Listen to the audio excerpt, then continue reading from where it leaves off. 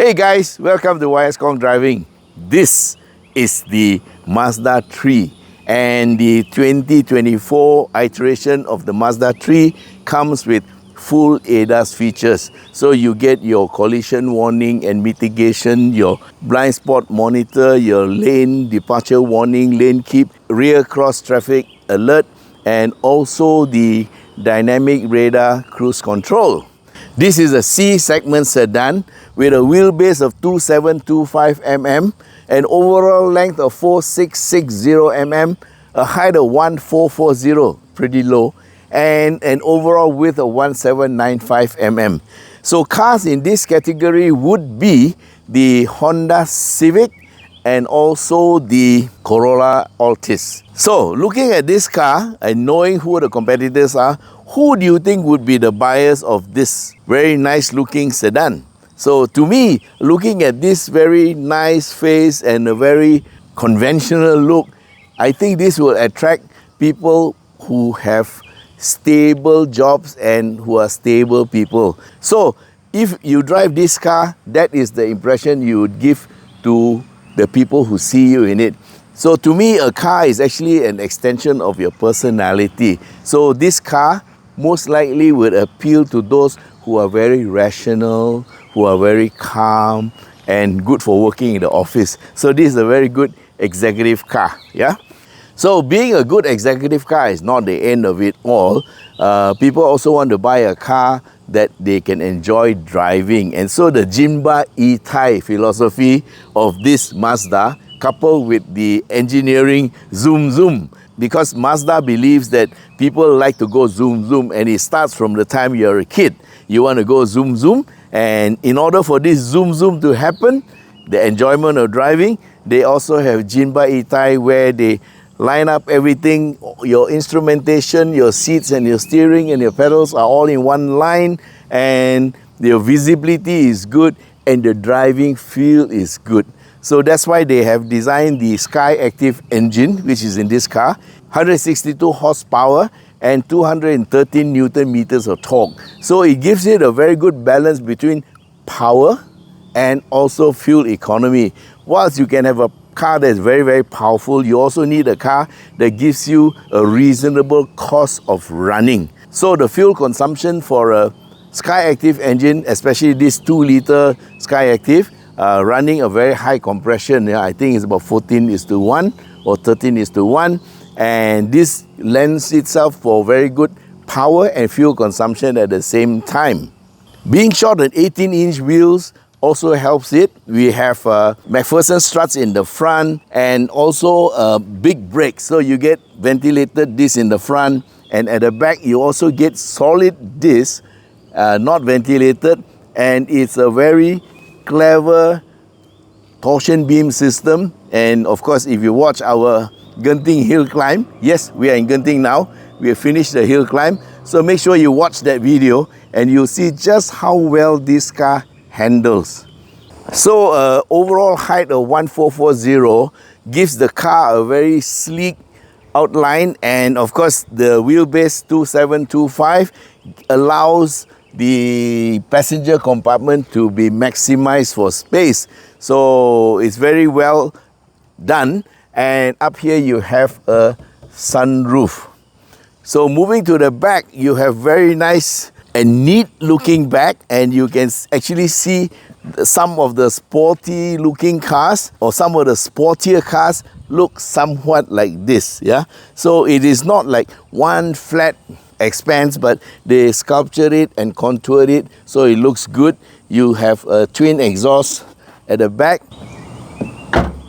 Okay, so the boot is nice and big and long.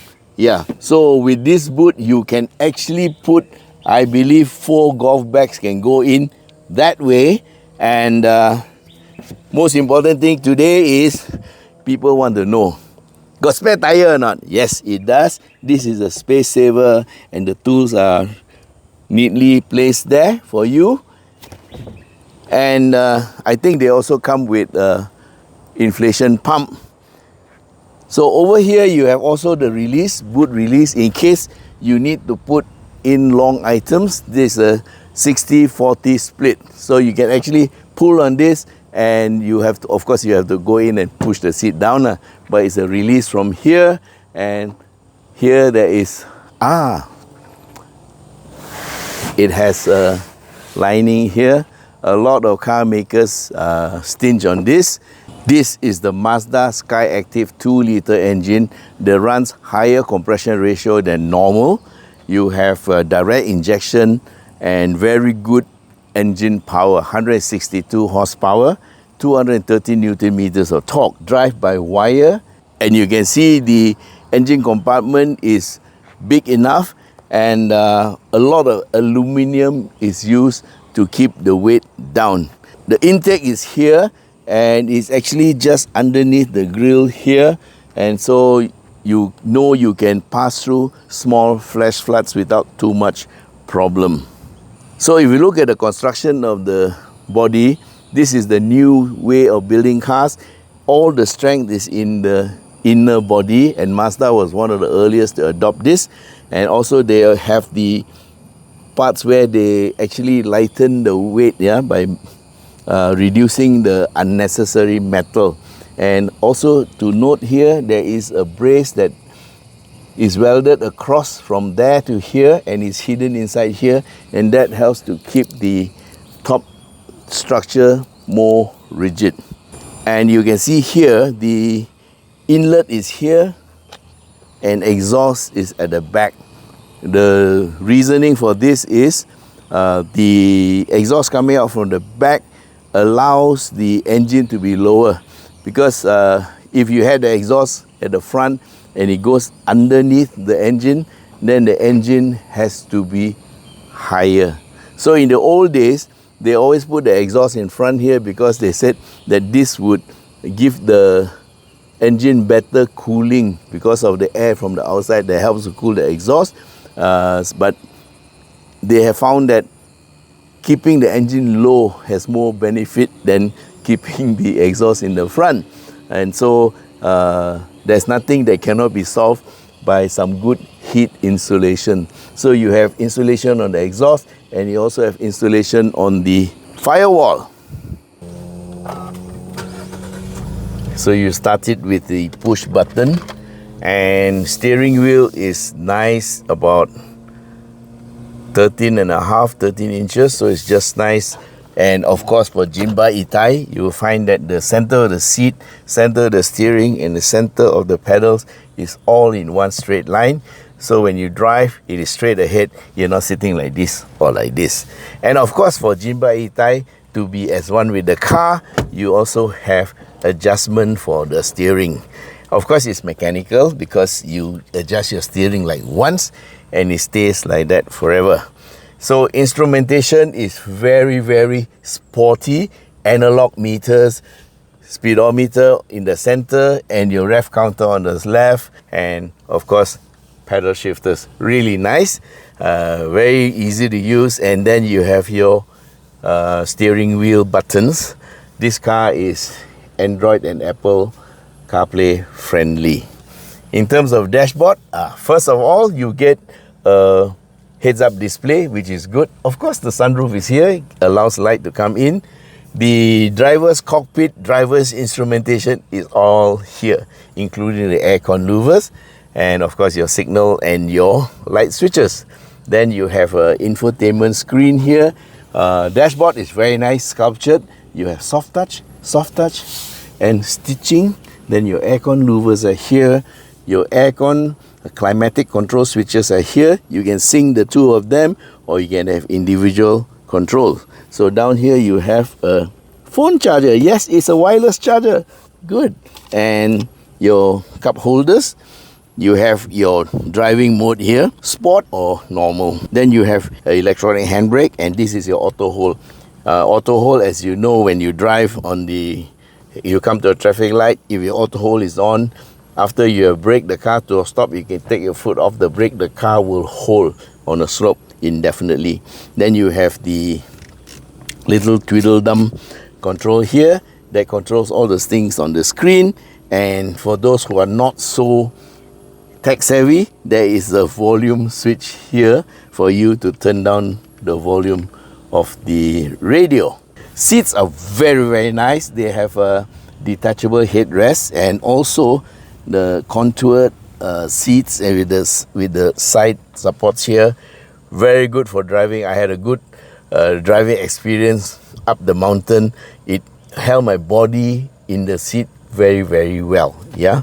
So up here you have reading lights, and also the sunroof opens electrically, so you get more air and more light in if you want. A bit small, but it's okay lah. Now let's get to the back of the car. Oh, by the way, I saw, yeah, this one has a knee bag, I think. And so total is 7 airbags in this car. So this makes this car pretty safe. Getting in and out is good. First of all, this seat is a little bit further back than my normal driving position. Even then, there's still quite a lot of space. And the little cubby hole underneath the front seat is good. So you can actually put your shoe inside. Some of them have these cubby holes, but it's very shallow. So you feel a bit restricted, yeah?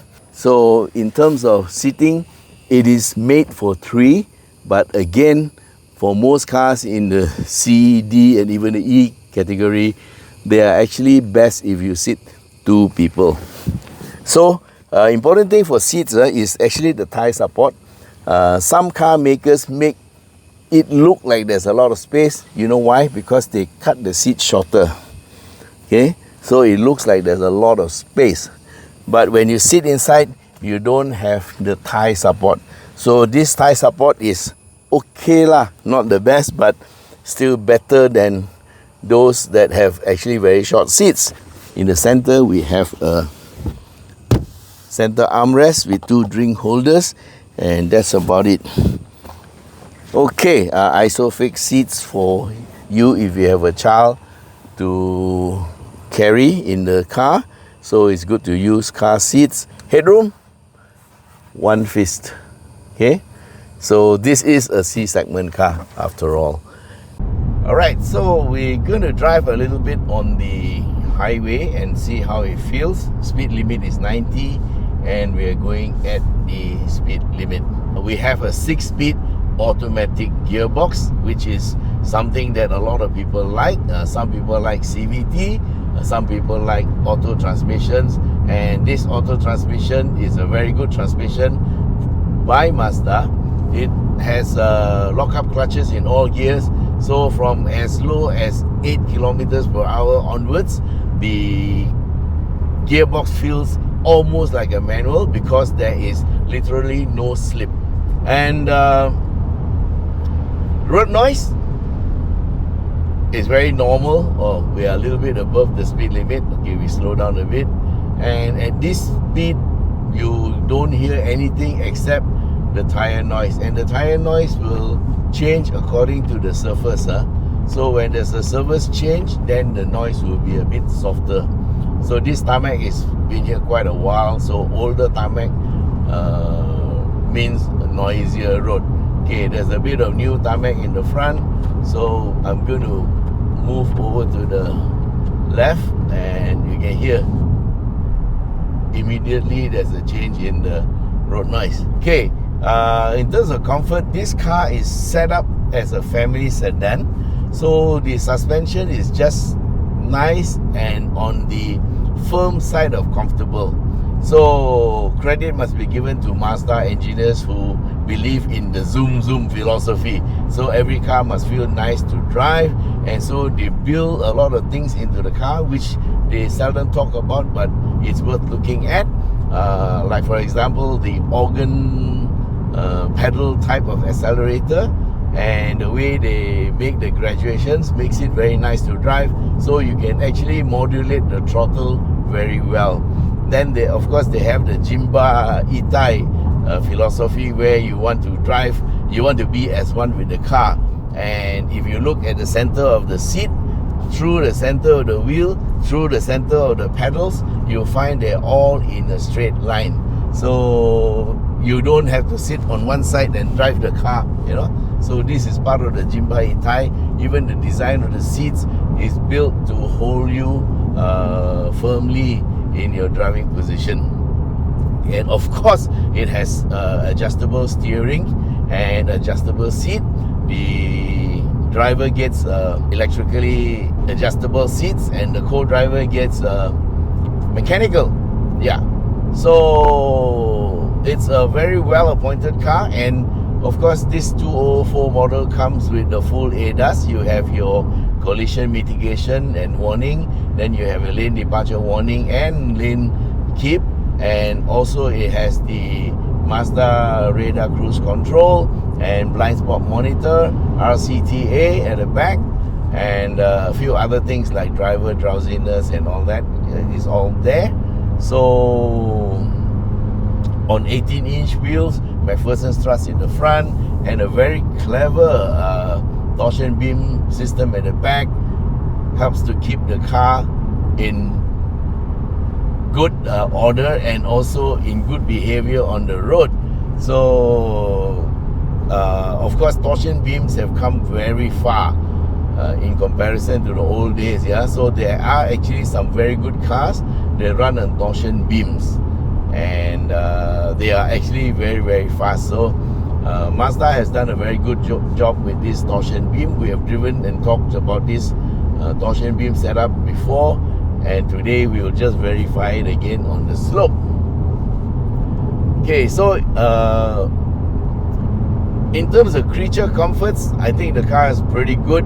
The width of 1795 is wide enough, not the widest car, but it also makes the car very compact. Yeah, overall length 4660 mm, which is in the ballpark of C segment, and the height is 1440. So it gives the car very nice proportions, and of course visibility is very good. So you get these things that you see in other cars where you don't have a big blob of blocked vision because they move the wing mirrors a little bit back. So the overall driving of the car is something a little bit different. Yeah, so those people who drive Mazdas usually end up driving Mazdas. And we also have driving modes, 6-speed automatic gearbox, paddle shifters. Yes, so all the boxes are ticked, and this car actually feels very good. And okay, here's the rumble strips, a very good place to check out the car. Yeah, you do get this. Well, that's why they're called rumble strips. They rumble when you go through. It's sort of to let you know, hey, there's a sharp corner here, so you're supposed to slow down. Okay, so one final thing, we have a driving mode, and that is called Sport, and it's a very simple button right here in the center. And